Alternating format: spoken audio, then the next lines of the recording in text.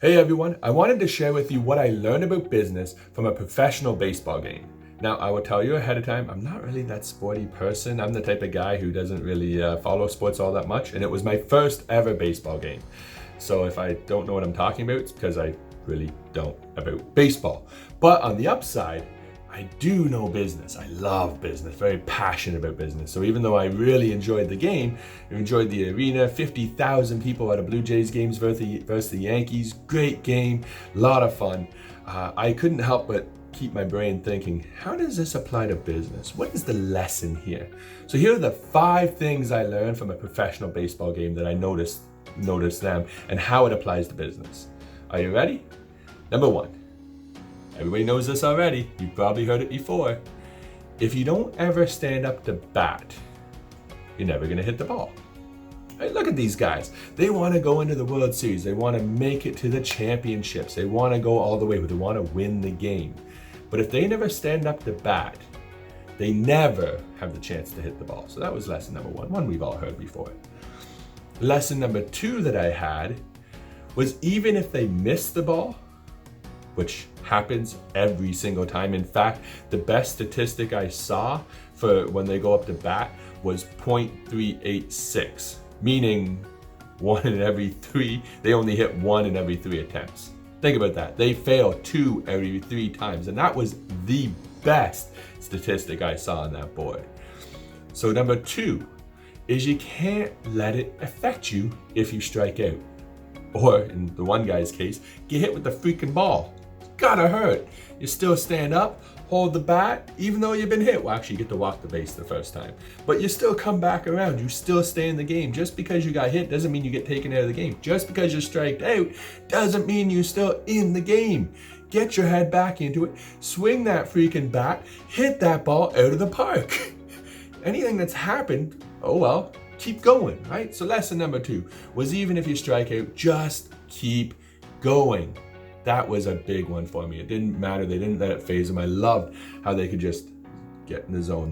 The pitcher, I couldn't believe his routine. It was a very, very specific routine. Jumped up and down, did a squat thing, and I don't know, it was like a 30-second routine just to throw a ball. But he had a very precise routine to get him back in the zone so that he was never affected when he made a mistake.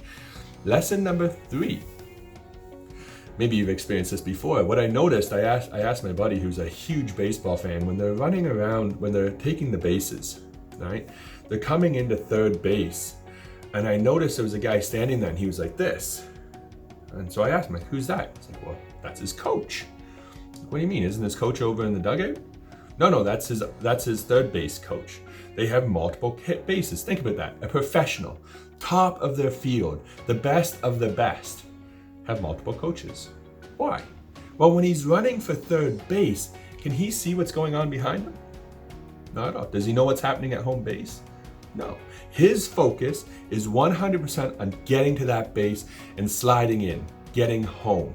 He doesn't have time to be looking around behind him to see if that pop fly was caught or whether that ball is coming in behind him at, 97 miles an hour is how fast those friggin' things were flying? Ball coming in behind him, maybe it was 97 kilometers, I'm not sure, but coming in behind him just over his head for the guy in front of him to catch it. He doesn't know that.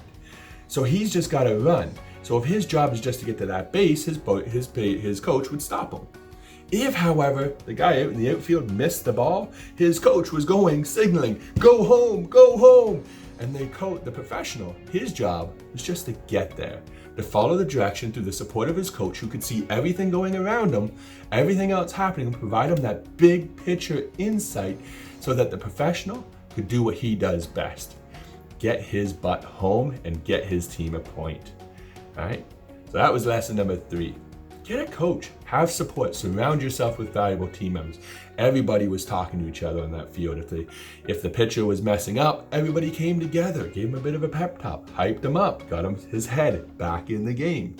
Everybody understand, yes? All right. So lesson number 4, like I said, 3 was having the coach, the team supporting each other. Lesson number 4 was the communication. Everybody on that team was in constant communication, whether it was the pitcher receiving the signals on which ball to throw, whether it was the runner who was being told whether he should stop on the base or start on the base. The teams, the coaches, everybody, constant communication at all times. And they were adapting in every single instance to what was needed in that moment. You ever had a plan before?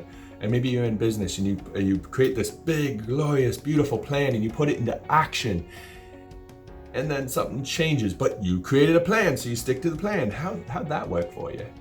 Yeah, so what I was seeing was straight, pure, great communication amongst team members at all times, and then adapting to whatever was needed. If someone hits a pop fly and the guy's about to catch it, but he missed his glove for some silly reason, that's gonna change the play and change the goal.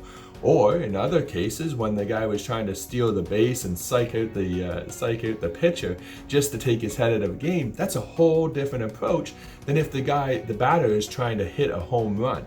Now the batter knows that his team member is trying to psych out the pitcher because they're all constant communication at all times.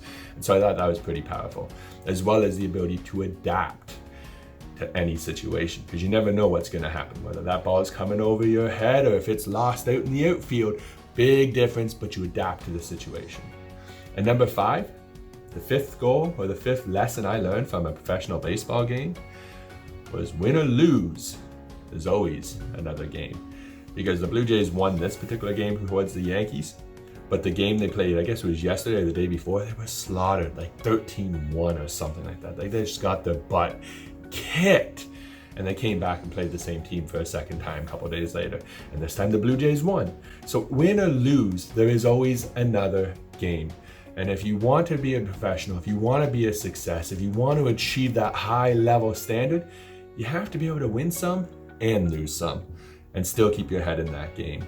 And as a bonus, I also noticed that they cater an awful lot to the clientele, specifically kids, because it was a kids' day. And so if you listen to your clientele and listen to what they want, listen to what they need, you can ensure the fans have a great time. And even though it was a really rainy day, they had a pretty packed stadium. So if you give your clients what they want, listen to what they want, help them get what they want, you can, one, generate a lot more revenue streams such as merchandise, etc. But you can also create a lot of fun experiences for your guests or your clients above just providing your product or service. So there's a lot of other opportunities. So I'm not quite sure what that means to me yet. I'm still analyzing that one because there's a lot of wisdom there. But those are the 5 tips. So next time you're ever thinking about it, or you go see a professional sports game, start asking yourself, what is it that a professional athlete does that you could apply or take and use in your business? Right? Whatever it is, be sure to comment down below and share it. You can also like, subscribe, or follow any of our channels. We will be on YouTube, LinkedIn, Facebook, and Instagram with different content on each. So be sure to stay in touch, and we'll see you soon. Take care, and keep commenting down below.